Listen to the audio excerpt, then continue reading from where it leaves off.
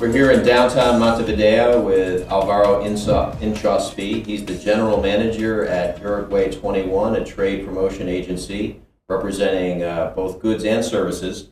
And Alvaro, I think an important place to start our conversation today is your assessment on how competitive the IT software BPO sector is in Uruguay versus the rest of Latin America. Well, we have a pretty long tradition here in promoting this industry. Government has been promoting it since the late 80s. The promotion goes mainly on tax exemptions. Either the companies go into a free trade zone or not. Either way, they have tax benefits, and what the country aims is basically to expand the opportunities for outsourcing and for other companies to relocate themselves here, especially because of the competitiveness that we have on the salaries. Basically, we are around 4 or 5 times more competitive than the United States, 2 or 3 times than Brazil, for example. Mm-hmm. And we have a very good structure, an infrastructure platform installed. The government is making a lot of investments in fiber optical, more than $100 million per year for the next 4 years. The main focus we're going to make is on certain niches that we identify as the most valuable, added value niches.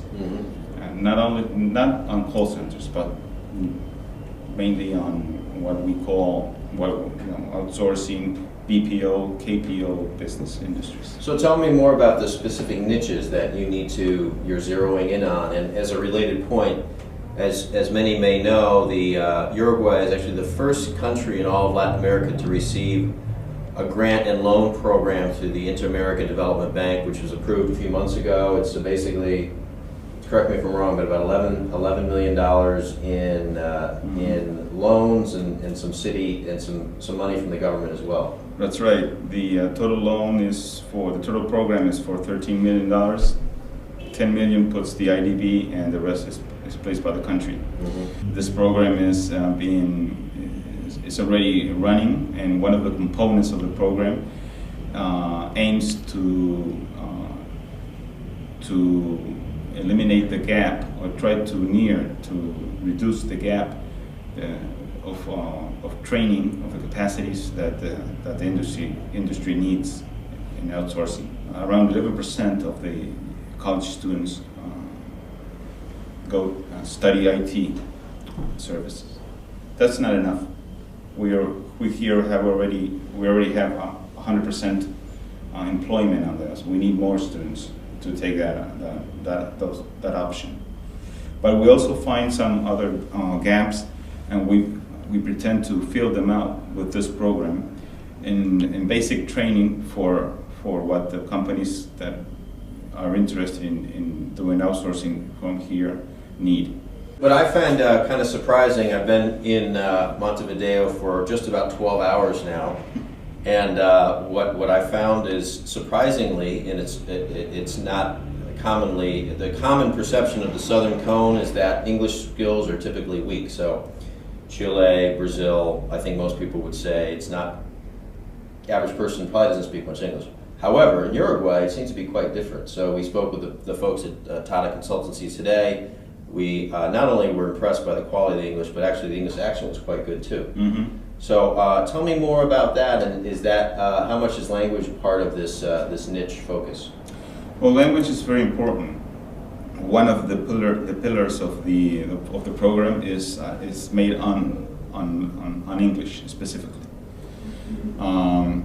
Here in Uruguay, you will find, for example, that around 70% of the college students know English, right?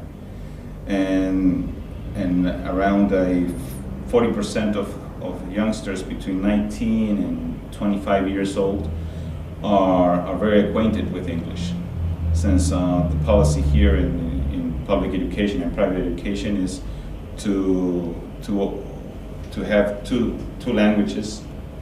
Spanish is the official language, and English is the other language that we emphasize right from the beginning.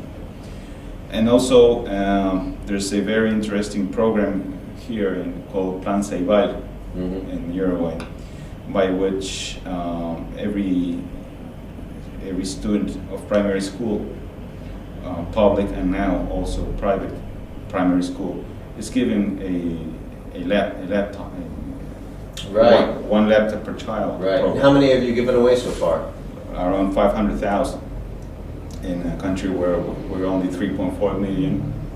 That's a lot. It is. And so that program, that laptop, is creating not only the possibility of a child is growing up with a computer. Those niches specifically we will work on are BPOs, services focused on the pharmaceutical industry, IT services, software, hardware design. That industry is pretty much advanced from the other niches.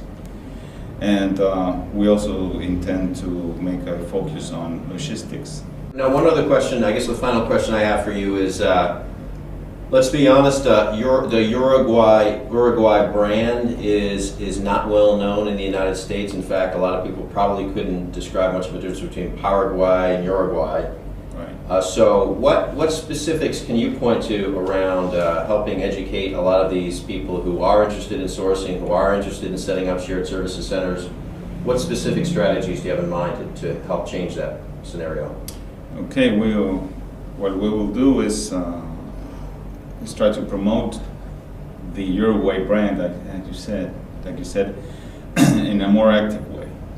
We have a plan, a 4-year plan in this program of going to other countries to promote the opportunities that Uruguay offers in this industry. Last month we had a very big mission of the Chamber of IT services here. Right, Nearshore Americas wrote a story about that. Okay, and more than 100 small companies went to Silicon Valley and to see what their customers are in need of. Basically, we are here. We work with them, but we don't know. We never see their faces. So that was a very good initiative to make, and we will keep on doing that, not only with the United States, but also with Europe and somewhat with Asia. Right. That our strategy basically is we have to let the rest of the world know who we are, so they don't confuse themselves between Paraguay and Uruguay. Yeah. Basically, our national sport right now is helping us a lot. Our soccer. True. Yeah. And in 2 years, you'll be very well known, right? In the World Cup. We'll see about that. Right. We'll see about that. All right. Well, Alvaro, really nice to see you, and hopefully we'll see you in the United States sometime soon. Yes, you will.